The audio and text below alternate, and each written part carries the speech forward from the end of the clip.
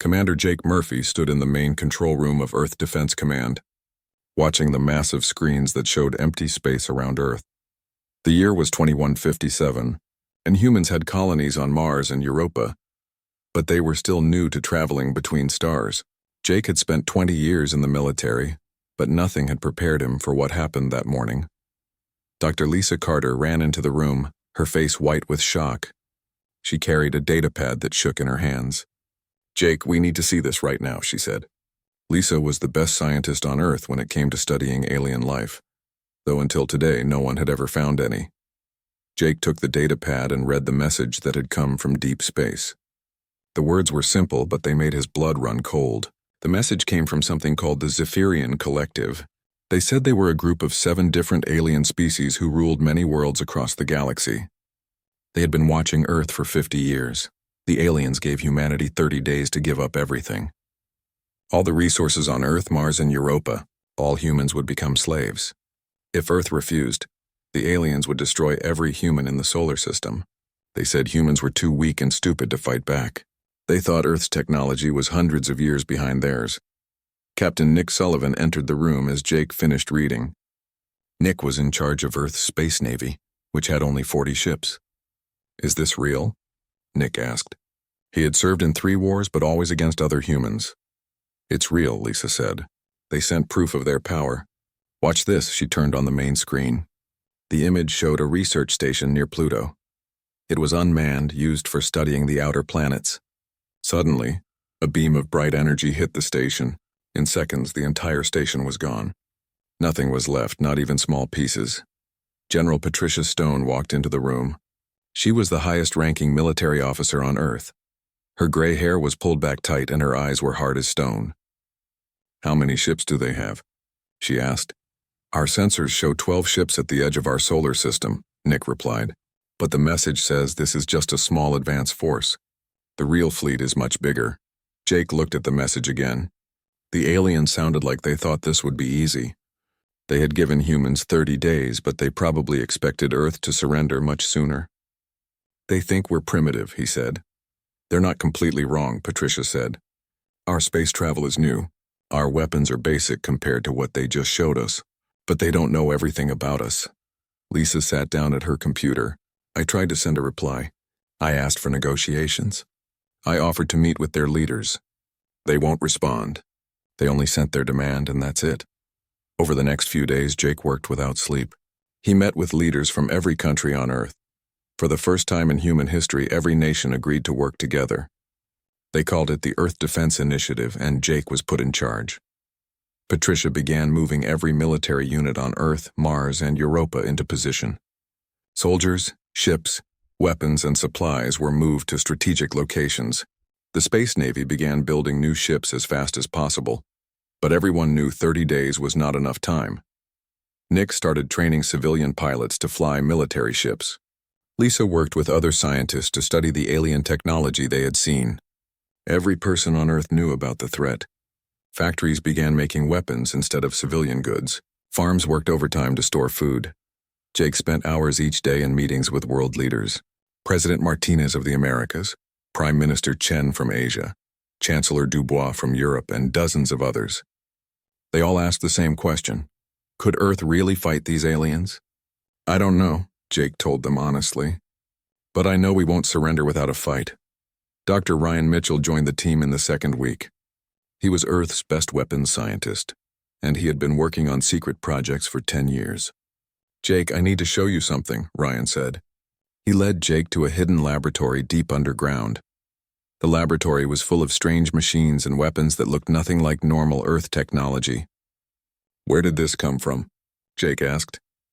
"We've been finding crashed alien ships for decades," Ryan explained. "Small ones, probably scouts or refugees from other species. We've been studying their technology and learning from it. These weapons are based on designs that are much more advanced than what humans normally make." Jake felt hope for the first time since the message arrived. "How many of these weapons do we have?" "Not enough for a long war, but maybe enough for a surprise," Ryan said. "The aliens have been watching us, but they don't know about this technology because we've kept it completely secret." As the 30 days passed, Jake watched the alien ships through long-range sensors. They stayed at the edge of the solar system, waiting. They seemed confident that humans would surrender before the deadline. On the 29th day, Jake met with his team one last time. Lisa had given up trying to negotiate with the aliens. Nick had positioned Earth's fleet in hiding spots throughout the solar system. Patricia had every military unit ready for battle. Ryan had distributed the secret weapons to key locations. Tomorrow they expect our answer, Jake said. What should we tell them? We tell them the truth, Patricia said. We tell them what humans do when someone threatens our families, our homes, and our freedom. The next morning, Jake stood in front of cameras that would broadcast his message to the entire solar system and to the alien fleet. He looked directly into the camera and spoke in a calm, steady voice. To the Zephyrian Collective, we have received your generous offer to become your slaves. We have considered it carefully. Our answer is no. We will not surrender our worlds, our freedom, or our lives. If you want what we have, you're welcome to come and try to take it. But know this. Humans have never been good at surrendering, and we don't plan to start now. The message was sent to the alien fleet. Within hours, Jake's sensors showed the 12 alien ships beginning to move toward Earth. The war for humanity's survival was about to begin. Fleet Commander Vextar sat in his command ship watching the primitive human planet grow larger on his screen. He had been given this assignment as punishment for losing 3 ships in a previous battle against the Korthak rebels. Destroying one small human world seemed like an insult to his skills, but orders were orders. How long until we reach their outer defenses? Vextar asked his weapons officer. 2 hours, Commander. Our sensors show approximately 40 small ships hiding behind their largest moon. They appear to be using basic chemical rockets and primitive nuclear weapons. This should take less than an hour to complete. Vextar laughed. Humans had been traveling in space for less than 200 years. The collective had been conquering worlds for over 3,000 years. These humans probably still use solid metal projectiles as weapons. Prepare the disintegration cannons. We'll destroy their fleet first, then their planet's major cities. After they see our power, the survivors will surrender quickly. On Earth, Lieutenant Amy Foster climbed into her fighter ship. The ship looked normal from the outside, but inside it had technology that shouldn't exist. Dr. Ryan Mitchell had spent 10 years building these hybrid fighters using captured alien technology. Amy's ship had plasma cannons, energy shields, and a faster-than-light engine that could work for short distances. Blue Squadron, this is Blue Leader, Amy said into her radio. Remember the plan. Stay hidden until they get close. Let them think we're using old weapons. When I give the signal, show them what we really have. Captain Nick Sullivan watched from his command ship as the alien fleet approached. The 12 alien ships were huge, each one 5 times larger than Earth's biggest military ship. But Nick had learned something important during his 20 years in the military. Size wasn't everything. All units. This is command, Nick said. Wait for my signal. Let them get confident. Let them think this will be easy. Professor Carl Johnson sat in the war room studying tactical displays. Carl had studied every major battle in human history, and he noticed that humans usually won when they were outnumbered. Not because they were stronger, but because they fought differently than their enemies expected. Jake, look at their formation, Carl said to Commander Murphy. They're flying in a straight line, all ships together. It's a formation designed to intimidate enemies into surrendering without a fight. They're not expecting real resistance. The alien ships entered the outer solar system and began moving toward Earth's moon. Vextar watched his sensors as the human ships came out from behind the moon. 40 small ships against 12 large ones. The humans were either very brave or very stupid. Open fire, Vextar ordered. Destroy them all. The alien ships fired their energy weapons at the approaching human ships. But something was wrong. The human ships didn't explode. Instead, they had energy shields that absorbed the alien attacks. Vextar stared at his screen in confusion. How do they have shield technology? His weapons officer asked. Our intelligence report said they were primitive. Amy Foster smiled as her ship's shields absorbed the alien energy blast. Blue Squadron now, she shouted. Show them what humans can do. The 40 human ships suddenly moved much faster than any chemical rocket could travel. They spread out in all directions, surrounding the alien fleet. Their weapons weren't metal bullets or basic missiles. They were plasma cannons that cut through alien armor like it was paper. 3 alien ships exploded in the first minute of battle. Vextar couldn't believe what he was seeing. These humans had technology that was almost as advanced as collective ships. "How is this possible?" he shouted. Dr. Ryan Mitchell watched the battle from his secret laboratory. For decades, Earth had been finding crashed alien ships from various species. Some were refugees running from the collective. Others were explorers or traders. Each crash had given humanity new technology to study and improve. The aliens had watched Earth for 50 years, but they had only looked at human cities and obvious military bases. They never found the secret laboratories where scientists had been reverse engineering alien technology and making it better. "All ships, execute Pattern Omega," Nick Sullivan commanded. Pattern Omega was a battle strategy that no alien species had ever seen. Human ships began ramming into alien vessels at high speed, using their shields as weapons. It was dangerous and unpredictable, exactly the kind of tactic that worked against enemies who relied on standard procedures. Vextar tried to reorganize his fleet, but the humans kept changing their attack patterns. Every time his ships adapted to one strategy, the humans switched to something completely different. His crew was trained to fight enemies who followed predictable tactics. These humans seemed to make up new strategies during the middle of battle. "Commander, we're losing," his tactical officer reported. 7 ships destroyed, 3 badly damaged. "The humans have only lost 6 ships. "That's impossible," Vextar said. "We have superior technology, superior numbers, superior training." "The humans are fighting like no species we've ever encountered," his officer replied. "They use their ships as weapons, not just platforms for weapons. They work together perfectly, but each ship acts independently. Our battle computers can't predict their next moves." Amy Foster flew her fighter directly at the alien command ship. Her plasma cannons fired continuously, cutting deep holes in the alien hull. Other human fighters followed her lead, attacking the same ship from different angles. Vextar felt his command ship shaking as human weapons tore it apart. "Send a distress signal to the collective," he ordered. "Tell them Earth has military technology we didn't know about. Tell them humans are more dangerous than we thought." Professor Carl Johnson monitored alien communications from Earth. "Jake, they're trying to send a warning to their main fleet. Should we stop them?" Jake Murphy thought for a moment. "No, let them send it. I want their leaders to know exactly what happened here." The battle lasted 3 hours. When it was over, all 12 alien ships were destroyed. The human fleet had lost 18 ships, but 60% of Earth's defenders survived. More importantly, they had captured alien technology, alien weapons, and alien prisoners. Dr. Lisa Carter went aboard one of the damaged alien ships before it was completely destroyed. She found computer files that contained maps of collective territory, lists of their military forces, and details about their other subject species. "Jake, you need to see this," Lisa said. "The collective controls 47 star systems. They have over 500 military ships. But look at this. Many of the species they control were forced to join.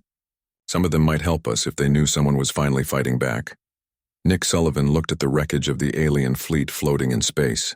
"They underestimated us completely. They thought this was going to be easy." Jake Murphy stood in the command center watching the tactical displays. Earth had won the first battle, but he knew this was just the beginning. The alien distress signal had reached the collective's main territory. Soon a much larger alien fleet would be coming to Earth. "How long do we have?" Jake asked. "Based on their faster-than-light travel speed, probably 3 months before their main fleet arrives," Lisa replied. "Then we have 3 months to prepare for a real war," Jake said. "Start building more ships, train more pilots, study everything we captured from these aliens, and send messages to every human colony. If the collective wants a fight, we'll give them one they'll never forget." The wreckage of the alien advance fleet drifted slowly through space, a warning to the galaxy that humans were not as helpless as they appeared. Supreme War Leader Krathnox received the distress signal from the advance fleet with growing rage. In 3,000 years of collective expansion, no primitive species had ever destroyed an entire Zephyrian force. The message from Fleet Commander Vextar before his death spoke of impossible human technology and unpredictable battle tactics. "Assemble the Grand Armada," Krathnox commanded his generals. "I want 500 warships, 50,000 ground troops, and our planet-killing weapons. These humans will learn what happens when they dare to resist the collective." The mobilization took 2 months. Ships came from every corner of collective space. The assembled fleet was the largest invasion force in their history. representing 60% of their total military power. Krathnox was taking no chances with these humans on Earth. Admiral Susan Gray watched the construction of humanity's first battle fleet in the orbital shipyards above Mars. Susan had been promoted from captain after the first battle showed that Earth needed experienced space commanders. The shipyards worked day and night, building vessels that combined human engineering with captured alien technology. How many ships will be ready when they arrive? Commander Jake Murphy asked during his daily inspection. 230 combat vessels, Susan replied, plus converted civilian ships with weapons attached. Not enough to match their numbers, but each of our ships is now better than anything in their advanced fleet was. Dr. Kevin Wright joined the conversation. Kevin was a psychologist who specialized in understanding enemy thinking. I've been studying their communications and behavior patterns. The collective relies on fear and overwhelming force. They've never fought an enemy that refused to be intimidated. What does that mean for us? Jake asked. It means they're psychologically unprepared for the kind of war we're going to give them, Kevin said. I'm broadcasting human music, stories, and historical records throughout their communication networks. Their soldiers are hearing about human wars, human sacrifice, and human determination.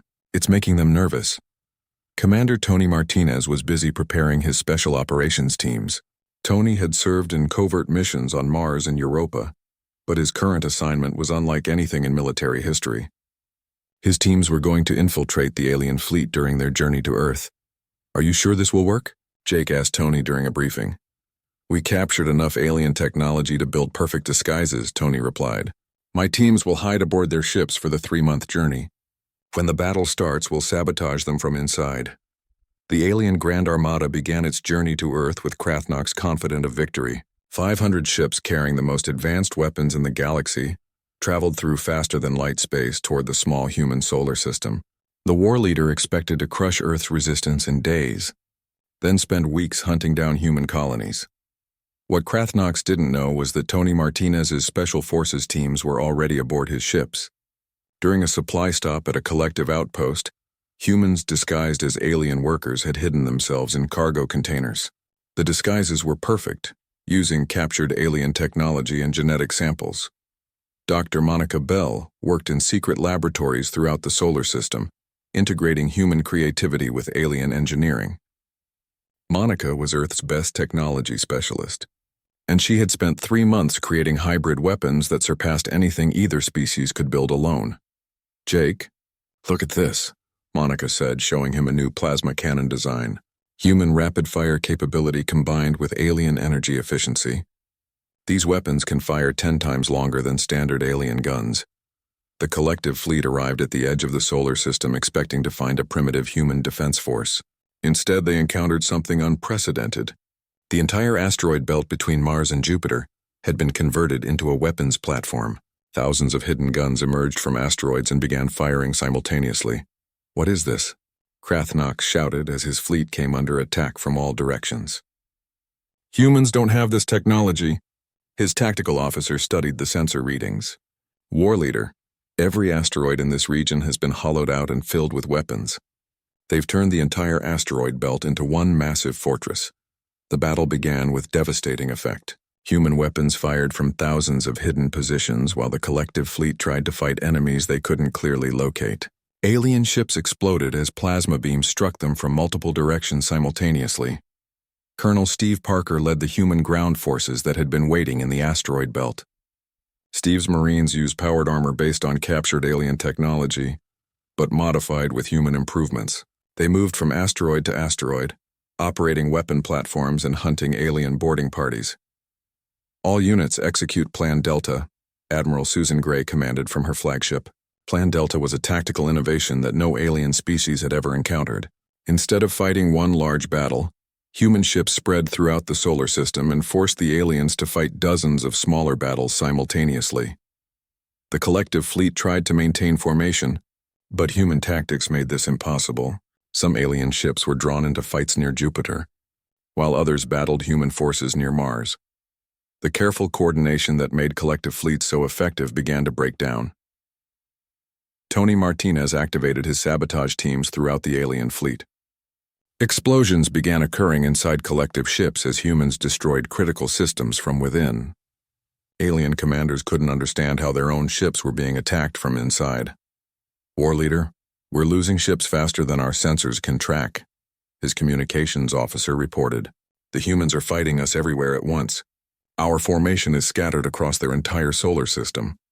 Krathnox had expected a traditional space battle where superior numbers and technology would guarantee victory. Instead, he found his fleet trapped in a three-dimensional maze of human weapons, fighting an enemy that refused to follow any recognizable battle plan. Dr. Kevin Wright's psychological warfare began to show results. Collective soldiers heard human war songs playing over their communication systems.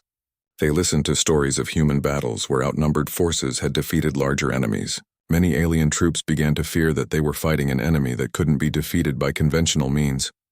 War leader, morale is dropping throughout the fleet, his intelligence officer said. The humans are broadcasting their historical battles. Some of our troops are beginning to believe humans cannot be conquered. The space battle raged for 18 hours. Human ships appeared and disappeared like ghosts, striking alien vessels and vanishing before return fire could hit them. The collective fleet, designed for overwhelming displays of power, couldn't adapt to humanity's fluid fighting style. Amy Foster, now promoted to major, led fighter squadrons in hit-and-run attacks throughout the battle zone. Her pilots flew patterns that seemed random but were actually carefully coordinated. They would strike an alien ship, disappear into the asteroid belt, then emerge somewhere else to attack a different target. Gold Squadron, this is Gold Leader, Amy said over her radio. Remember, we're not trying to destroy every alien ship. We're trying to make them panic, make them scared, make them make mistakes. By the end of the first day, the collective had lost over 200 ships. The remaining vessels were scattered, damaged, and demoralized. Many alien commanders were requesting permission to retreat, something that had never happened in collective military history. Krathnox stood on his command deck surrounded by damage reports and casualty lists. His Grand Armada, the pride of collective military power, was being systematically destroyed by a species he had considered primitive. Send word to all collective worlds, he commanded. Tell them the humans are not what they appear to be. Tell them we need all remaining military forces sent to Earth immediately. Jake Murphy received reports of the battle's progress from command centers throughout the solar system. Earth was winning, but the cost was heavy. Human casualties were mounting, and many of their converted civilian ships had been destroyed. How many alien ships are left? Jake asked Admiral Gray. Approximately 250, but they're scattered and many are damaged, Susan replied. More importantly, they've lost their tactical cohesion. They're fighting like individual ships instead of a coordinated fleet. Then it's time to finish this, Jake said. He opened communications to every human unit in the solar system. All forces execute final strike. Show them what happens when someone threatens Earth. Captain Alex Turner stood on the bridge of the first human starship designed for interstellar travel. The ship was called Victory, and it represented everything humanity had learned from their war with the collective. Built using captured alien technology and improved with human engineering, Victory was faster and more powerful than any ship in Zephyrian history. Are all ships ready for jump to faster-than-light speed? Alex asked his navigation officer. Behind Victory, a fleet of 50 human warships waited for the order to begin humanity's first offensive operation beyond the solar system. Admiral Jake Murphy, now promoted after Earth's victory over the Grand Armada, gave the final authorization. Captain Turner, you are authorized to begin Operation Freedom. Show the galaxy that Earth stands with those who want to be free. The human fleet jumped into faster-than-light travel, heading for the collective world of Nexus Prime. Intelligence gathered from captured alien computers showed that Nexus Prime was a major military center, but more importantly, it was home to 3 different species that had been forced to join the collective against their will. Dr. Monica Bell had spent months perfecting the integration of human and alien technology. Her work created weapon systems that were superior to anything either species could build alone. Human rapid-fire capabilities combined with alien energy efficiency produced devastating results. Alex, our weapons are 30% more effective than standard collective armaments, Monica reported. But the real advantage is our tactical flexibility. Human crews can adapt these hybrid systems in ways that alien crews can't. The psychological impact of Earth's victory was spreading throughout collective territory. For the first time in 3,000 years, Subject species were learning that the mighty Zephyrian military could be defeated. Rebellions began breaking out on dozens of worlds as enslaved populations realized their oppressors weren't invincible. Supreme War Leader Krathnox barely escaped the destruction of the Grand Armada, fleeing to collective headquarters on Zeftar Prime with only 30 surviving ships. The loss of over 400 warships and 40,000 troops was the worst military disaster in collective history. How is this possible? Krathnox demanded from his war council. There are primitive species that only learned to travel between stars 200 years ago. General Kixthal, his chief strategic advisor, studied the battle reports with growing concern. War leader, the humans don't fight like any species we've encountered. They adapt constantly, they coordinate perfectly while maintaining individual initiative, and they seem willing to sacrifice anything to protect their freedom.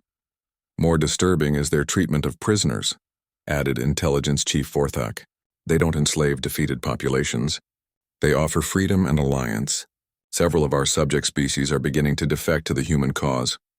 The human fleet arrived at Nexus Prime to find the collective garrison in chaos. Local rebellions had already begun, with enslaved populations rising against their Zephyrian overlords. Alex Turner's ships appeared in orbit, just as the planet's 3 subject species launched coordinated attacks against collective installations. Captain, we're receiving communications from the surface, his communications officer reported. The Korthak, Silvani, and Nixari species are requesting assistance in their liberation efforts. Alex opened communications with the rebel leaders. This is Captain Turner of the Earth Fleet. We're here to help you win your freedom, not to conquer your world for ourselves. This declaration shocked the alien rebels. In 3,000 years of galactic history, no conquering force had ever offered liberation instead of domination. The concept was so foreign that many aliens initially didn't believe it was real.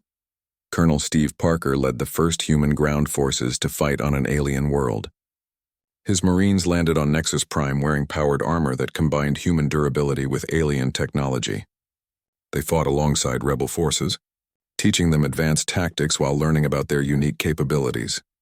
These Korthak warriors are incredible, Steve reported to Alex. They're stronger than humans and have natural armor, but they've been fighting with primitive weapons. Give them proper guns and they're unstoppable. The battle for Nexus Prime lasted only 6 days. Collective forces, already demoralized by news of the Grand Armada's destruction, couldn't maintain control against combined human and rebel forces.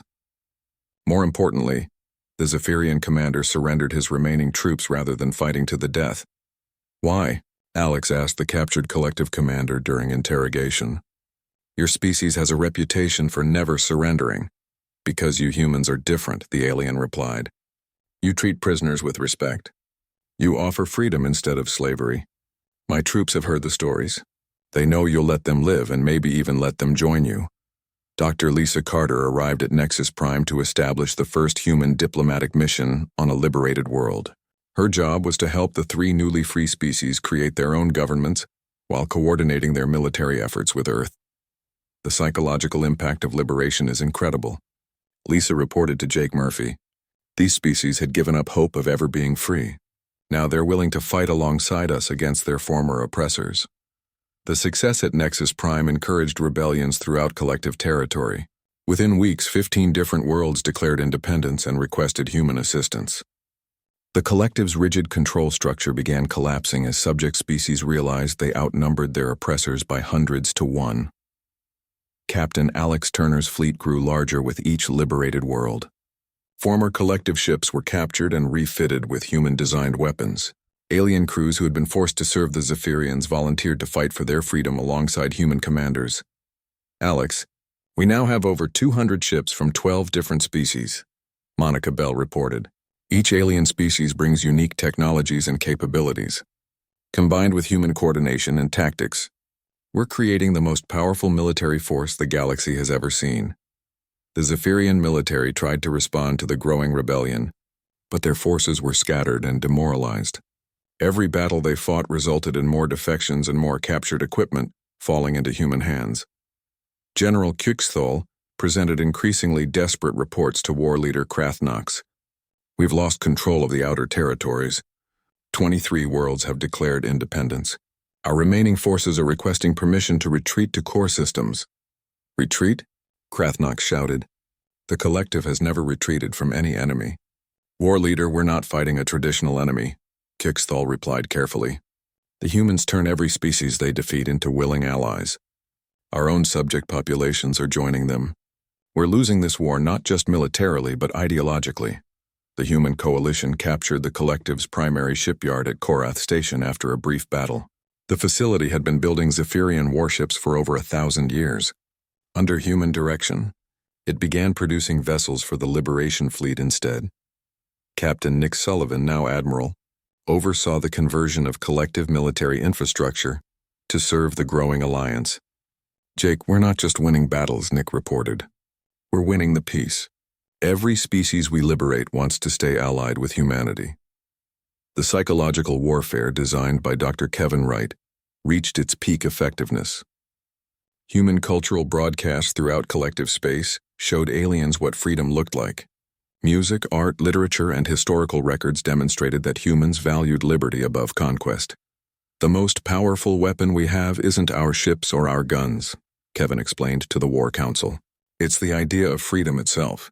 Species that have been enslaved for centuries are remembering what it means to be free.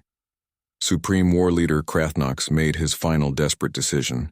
He ordered all remaining collective forces to retreat to the core worlds and prepare for a last stand. The once mighty empire that had ruled dozens of star systems was now reduced to its original 7 species defending their home territories. If we cannot rule the galaxy, then we'll destroy anyone who tries to take it from us, Krathnox declared. Prepare the planet-killer weapons. If the humans want our worlds, they can have dead rocks floating in space. Alex Turner received intelligence about the collective's retreat to their core systems. The war that had begun with an alien ultimatum to Earth was now approaching its final phase. Humanity and its growing alliance of free species prepared for the assault on Zeftar Prime. The heart of the collective empire. All ships, prepare for the final jump, Alex commanded his massive fleet. Behind Victory, over 300 vessels from 18 different species waited for the order to begin the last battle of the Liberation War. Today we finish what they started when they threatened Earth. Admiral Jake Murphy stood on the command deck of the flagship Liberation, watching the massive fleet that surrounded his ship. 350 vessels from 20 different species, all united under human leadership to end the collective's reign of terror. The journey to Zeftar Prime would take 2 weeks, giving Jake time to prepare for the most important battle in galactic history. Admiral, all fleet commanders are ready for the final briefing, his communications officer reported. The holographic display showed the faces of dozens of alien species leaders who had joined the liberation cause. Korthak warriors, Sylvani engineers, Nexari pilots, and many others who had found freedom through alliance with humanity. Today we begin the final assault on the collective's home world, Jake addressed the assembled commanders. But remember, we're not here for conquest or revenge. We're here to free the enslaved and give every species the chance to choose its own future. The words surprised many of the alien commanders, who had expected typical victory speeches about crushing enemies and taking territory. Admiral Thyssera of the Sylvani fleet spoke for many when she said, Admiral Murphy, in 3,000 years of galactic warfare, no conquering force has ever spoken of freedom for the defeated. Captain Alex Turner prepared his assault group for the most dangerous part of the mission. Zeftar Prime was protected by planetary shields that had never been penetrated in their 1,000-year history. The planet's surface was covered with defense installations, orbital weapons platforms, and the largest military fortress in known space. Alex, our analysis shows the planetary shield has one weakness, Dr. Monica Bell explained during the tactical briefing. It's designed to stop massive energy attacks from space, but it can't handle multiple small attacks from different angles simultaneously. Colonel Steve Parker studied the intelligence reports about Zeftar Prime's ground defenses. The planet has 50 million civilian inhabitants from all 7 collective species. Most of them are ordinary people who had nothing to do with the war. We need to minimize casualties among non-combatants. This concern for enemy civilians was another innovation that confused many alien allies.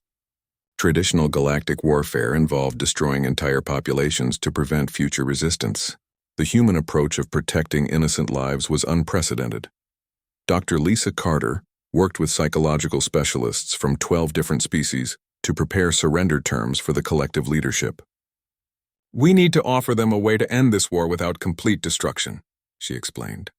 Even the worst enemies deserve a chance for redemption. Captain Nick Sullivan commanded the left wing of the assault fleet as it emerged from faster-than-light travel at the edge of the Zeftar system. The sight that greeted them was impressive but not unexpected.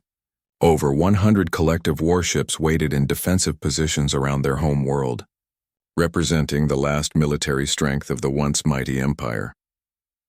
Supreme War Leader Krathnox watched the approaching Liberation fleet from his command bunker, deep beneath Zeftar Prime's surface. The number of ships was staggering, but what disturbed him more was their composition. Species that had served the collective for centuries were now fighting against it alongside the humans. How many of our former subjects are in that fleet? He asked Intelligence Chief Vorthak. 18 species, War Leader. Nearly every population we conquered in the last 1,000 years. They're all fighting for the humans now. The space battle began with the Liberation fleet spreading into a formation that surrounded Zeftar Prime completely. Instead of one massive attack, hundreds of smaller assault groups struck the planetary defenses simultaneously. The shield system, designed to repel concentrated attacks, couldn't handle the distributed assault. Major Amy Foster led fighter squadrons through the gaps in the planetary shield. Her pilots included humans, Korthek, Silvani, and 6 other species working together with perfect coordination. The diversity of capabilities and tactics made them nearly impossible for collective defenders to counter. All fighters remember the objective, Amy broadcast to her mixed species squadrons. We're targeting military installations only. Avoid civilian areas. We're here to liberate, not to destroy. The battle for the planet's surface began as Colonel Steve Parker's ground forces landed in multiple locations simultaneously. But instead of fighting their way to victory, the human-led coalition offered surrender terms to every collective installation they encountered.